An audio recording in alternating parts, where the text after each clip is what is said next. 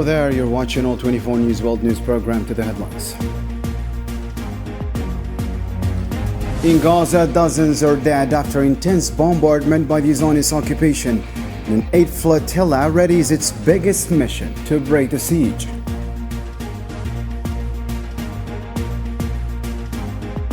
Next up, the EU is facing new criticism over Western Sahara. Groups say it's ignoring court rulings and whitewashing the occupation, while a march in Spain shows support for the Sahrawi cause.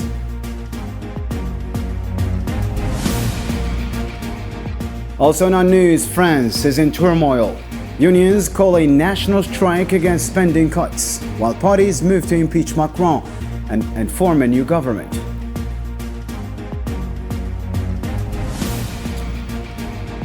And later on, the war in Ukraine rages on. Kiev says Russia launched a massive drone assault.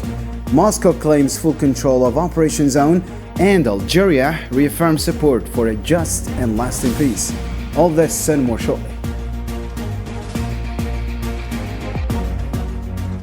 Welcome back. First off, in our news tonight, dozens of Palestinians, mostly women and children, were killed in massacres by the Zionist occupation forces after heavy shelling on Gaza City. Hospitals reported at least 35 martyrs from 2 strikes, one on a bakery in Nasser and another on a crowded residential building in Arimal, which also housed the Algerian TV office. Across the Strip, 19 more were killed, including 9 in Nusayrat, 1 in Deir al-Balah, and 5 in Khan Yunis in Mawasi area. In Jabalia, the occupation blew up homes with car bombs, killing at least 4 and wounding others.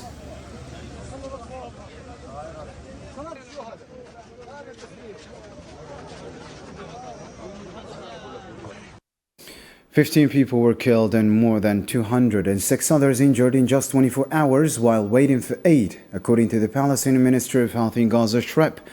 The ministry confirmed that the death toll from those who died of starvation has now reached 2,218 martyrs, with over 16,434 wounded since the start of the American Zionist so-called aid distribution mechanism, widely described as death traps.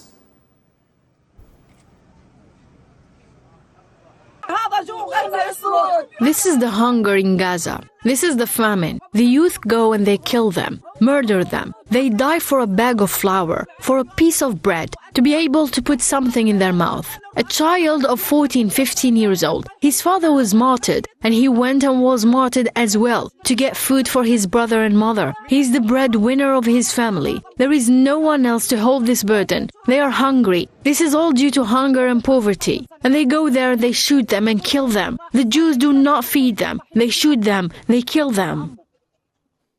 In a similar news story, the Palestinian Ministry of Health in Gaza Strip announced Saturday that 10 people, including 3 children, died of starvation and malnutrition within 24 hours alone. It said the total number of such deaths has risen to 332, among them 124 children.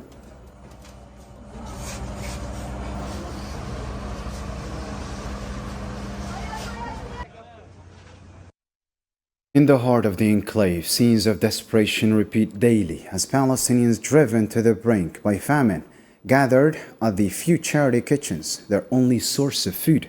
Yasin Rikti has the story.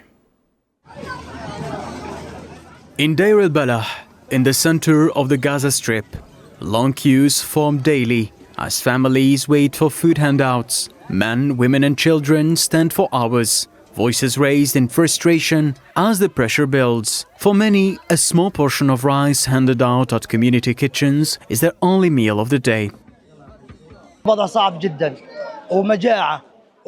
The situation is very difficult.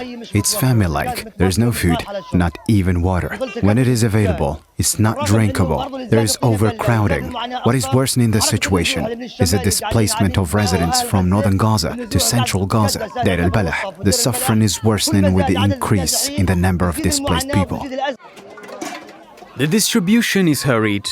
Volunteers pour rice into plastic containers and metal pots, trying to serve as many as possible before supplies run out. The atmosphere is tense, with shouts and cries cutting through the noise of the crowd. لا بروح على مساعدات ولا على مراكز أمريكية. I don't go to American aid sites or airdrop zones. If I don't receive an aid package through a trusted organization, I can't run after the aid and jostle with people. Otherwise, I can neither eat nor live. Without the charity canteens, we would have nothing to eat. They are now our main source of food. The lines reflect a wider humanitarian emergency. Food is scarce, clean water is almost gone, and the number of displaced people grows with every new strike, while aid groups warn that famine is tightening its grip. We can't buy chicken for our children. We can't buy meat, vegetables, rice or flour. I don't have any flour. The charity kitchen barely feeds us. It's not enough. For thousands of Palestinians in Gaza, charity kitchens have become a fragile lifeline. And the desperate clamor of Deir al-Balah, the fight for a single meal captures the scale of the population's struggle to endure.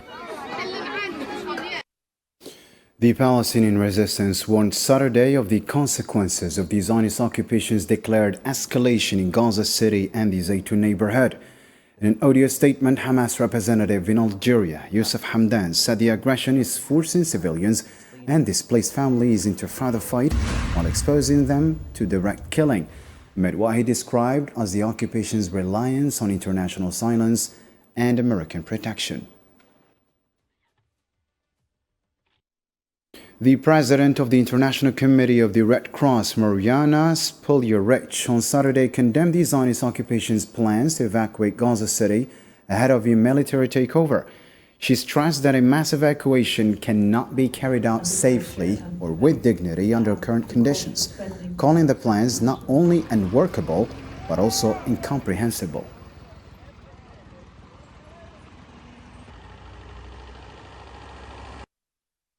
It is impossible that a mass evacuation of Gaza City could ever be done in a way that is safe and dignified under the current conditions. Such an evacuation would trigger a massive population movement that no area in Gaza Strip can absorb. Given the widespread destruction of civilian infrastructure and the extreme shortages of food, water, shelter, and medical care. The Freedom Flotilla Coalition announced Saturday that it is preparing the largest humanitarian mission to break the siege on Gaza Strip. Dozens of boats carrying hundreds of activists from 44 countries will deliver food, medicine and baby formula to famine-stricken residents. The first convoy will sail from Spanish ports on Sunday, followed by another from Tunisia on September 4, with additional ships joining from other Mediterranean ports. The global flotilla Samud includes prominent cultural, political, human rights, and sports figures.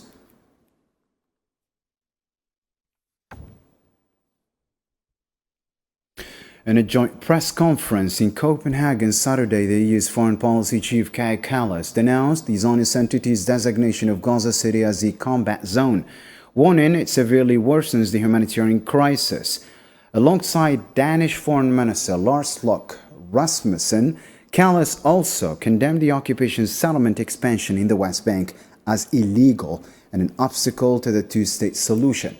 She confirmed that several EU member states are now taking measures against the Zionist entity's government. Israel's announcement that Gaza City is now a combat zone threatens to worsen the humanitarian situation. If military solution was possible, the war would already be over.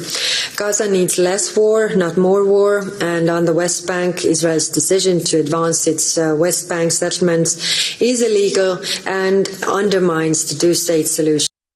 For his part, Danish Foreign Minister Lars Løkke Rasmussen emphasized the need for action against the Zionist entity, stating it undermines the two-state solution. Is right now undermining the two-state solution, and taking action against that is not strengthening Hamas. You could argue the opposite, because if we do not intervene, if we do not have any actions, then we give room to the most extremist environments at both sides of the conflict. Palestine urged the United States on Saturday to lift its ban on President Mahmoud Abbas traveling to New York for next month's UN General Assembly. The call came after several U.S. allies pledged to recognize the Palestinian state. Presidential spokesman Nabil Abu Rudaina told Reuters the decision violates international law and the UN headquarters agreement, stressing that efforts to secure wider recognition of Palestine will continue.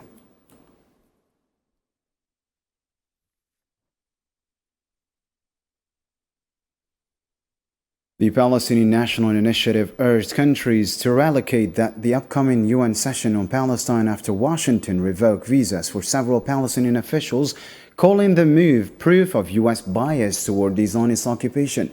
Meanwhile, U.S. spokesperson Stefan Dujarric said the organization will follow up with the United States under the headquarters agreement, stressing that all diplomats must be allowed free travel to attend UN meetings.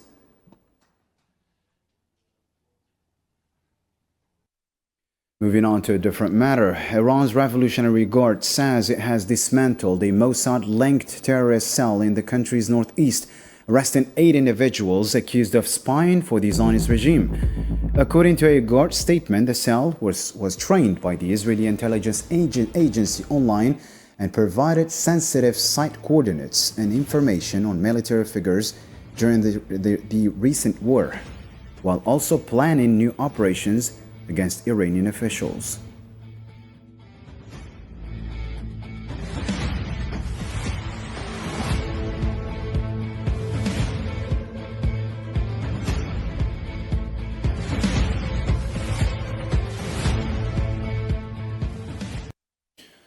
Team Sawir of the Sahara Observatory for Western Sahara Resources accused the EU of trying to bypass European Court of Justice rulings through the presumed consent formula, warning it is a serious mistake that will once again see any new agreements annulled in court.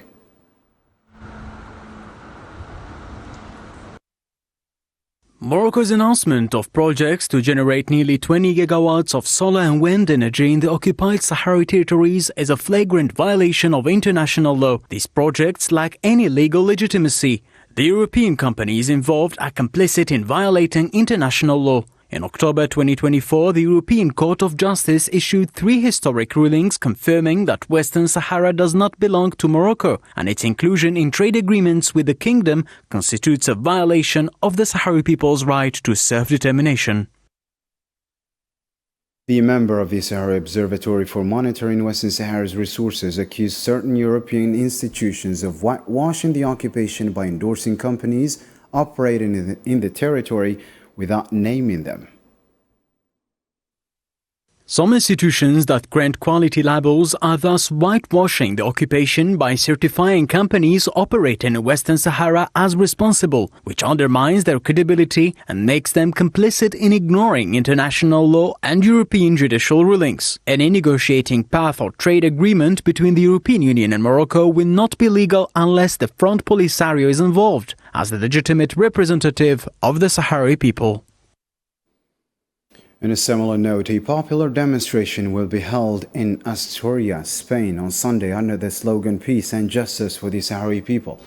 Organized by a local solidarity association, the march aims to show ongoing support for the Sahrawi people's right to self-determination and freedom, reflecting continued civil society pressure for a just and final solution to the conflict.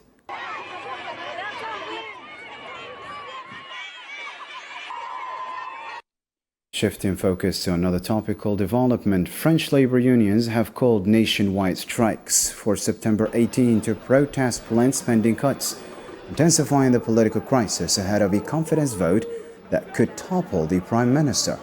The French Union Coordination urged a big day of strikes and protests, citing anger over the proposed cuts. The move comes after Bayro's surprise call for a September 8 vote following months of deadlock of reducing France's public debt. Le musée des horreurs du projet de budget doit être abandonné. The proposed budget bill reveals unprecedented measures that burden citizens and lack social justice. We consider this budget a terrifying step toward placing additional burdens on vulnerable groups, while our basic demands remain unanswered. We demand a fair budget that achieves financial justice, that ensures equality among all groups, adequate funding for public services that are no longer able to meet citizens' needs, a fair increase in the incomes of workers and employees in line with the rising cost of living, ensuring retirement rights to ensure dignity and social stability.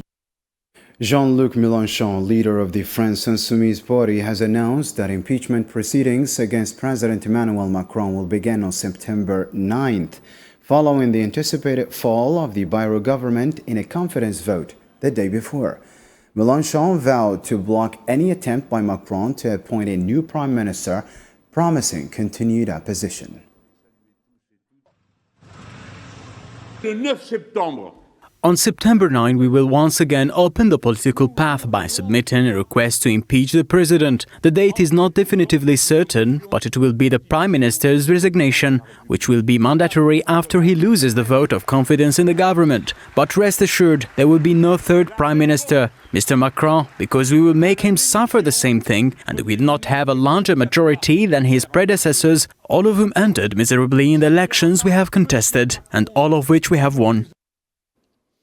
Meanwhile, Socialist Party leader Olivier Faure said the left is ready to form a government. Speaking at the party's summer university in Lewis on Friday, he pledged to present proposals next week in Matignon to offer what he called an alternative path forward.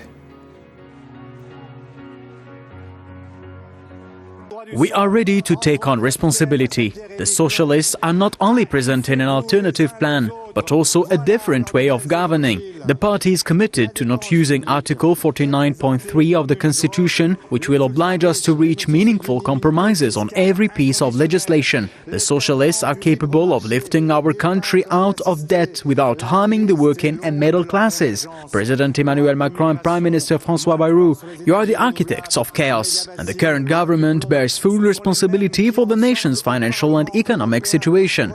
I emphasize the importance of internal unity and cooperation with other political forces in order to build a government that reflects the values of social justice and sustainable investment. Shifting focus to Eastern Europe now, at least one person was killed and about 20 others injured in Russian strikes on the southern Ukrainian city of Zaporizhia between Friday and Saturday, cutting electricity and gas to dozens of buildings, according to local officials. Meanwhile, the Ukrainian military announced it had hit 2 oil refineries in Russia's Krasnodar and Samara regions overnight, saying drone attacks sparked explosions and fires at both sites.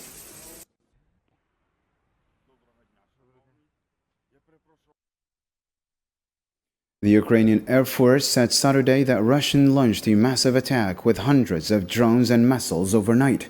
In a statement on Telegram, it reported shooting down 510 of 537 drones and destroying 38 of 45 missiles fired during the assault.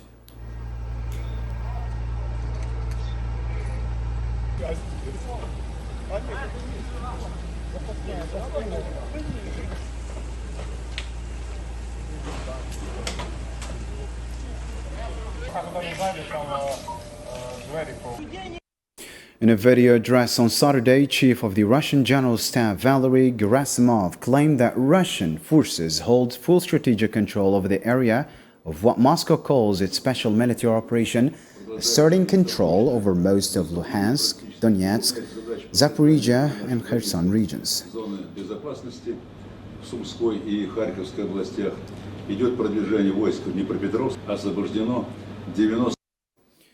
Similarly, in a UN Security Council session, Algeria reiterated its call for Russia and Ukraine to exercise restraint and prioritize dialogue to end the war. The country's representative, Soumaïa Ramdoum, urged the international community to foster a supportive environment for negotiations and expressed Algeria's support for upcoming talks between the two countries' leaders under international auspices, emphasizing the need for a peaceful, just solution based on international legitimacy and mutual security concerns.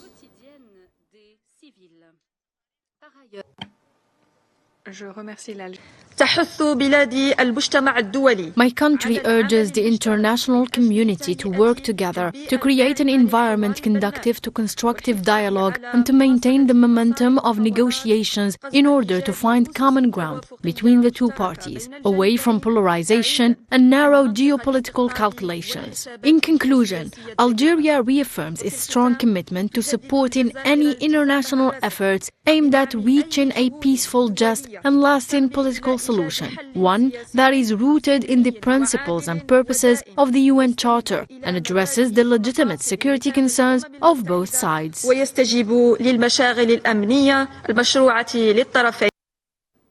According to Spanish media reports, European leaders are considering a peace proposal that includes a 40-kilometer buffer zone along the front lines in Ukraine. The reported plan would involve Kiev setting parts of its territory where an international peacekeeping force would be deployed.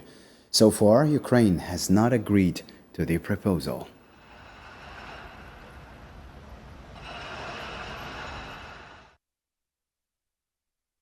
Elsewhere in Africa, the UN mission in South Sudan said Friday it is setting up a temporary base in the Tambura region to support mediation and peace efforts on the ground. The details with Sahara now. South Sudan is still reeling from years of violence after a brutal civil war that killed nearly 400,000 people and left parts of the country facing famine. The young nation is struggling to recover. To help protect civilians, the UN mission in South Sudan is setting up a new temporary base in the Tambura region. This signifies a lot because we have a lot of resources and positioning ourselves in that new TOD to do more patrols on the ground and to do more engagement and to facilitate peace mediation and peace processes on the ground. The UN mission says that since 2021, the intercommunal violence escalated in Greater Tambura. Countless lives have been lost and thousands of people have been forced to flee their homes. Many now live in displacement camps across the country. To improve their safety, peacekeepers have boosted their presence and expanded night and day patrols. We don't understand how this conflict even began. We've been in this camp for about 6 years, struggling with hunger and many other hardships. Our shelters are falling apart and the rainy season has made things worse. We're literally sleeping on rainwater. We can't farm because we fear being attacked. We are asking the government and its partners to pay attention to our situation. We can't leave the camp. The only reason we can sleep at night is because UN peacekeepers patrol the area. Without them, I don't think we could feel safe enough to close our eyes. Despite its oil wealth, South Sudan depends heavily on international aid to feed its 11 million people. That need has only grown in recent years, especially after the Trump administration made deep cuts to foreign assistance. Another global news story. The U.S. Federal Court of Appeals ruled Friday that most of President Trump's global tariffs are illegal, striking at the heart of his trade policy. The court said Congress alone has constitutional authority to impose taxes like tariffs, rejecting Trump's reciprocal tariffs and separate duties on China, Canada, and Mexico. Trump hit back on Truth Social, vowing to keep the tariffs in place and warning of complete disaster if the ruling is enforced, while denouncing the court as biased and wrong.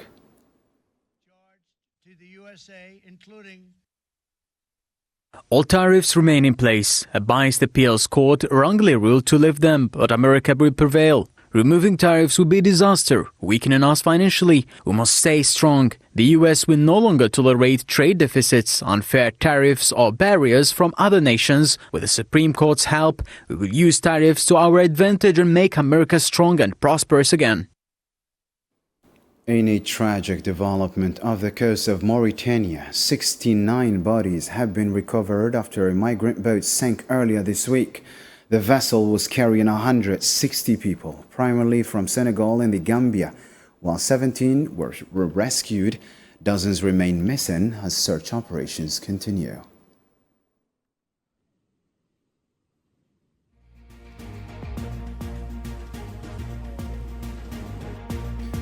brings us to the end of our news program for tonight. For more updates, follow us on our social media platforms or visit our website. Thank you for watching, and good night.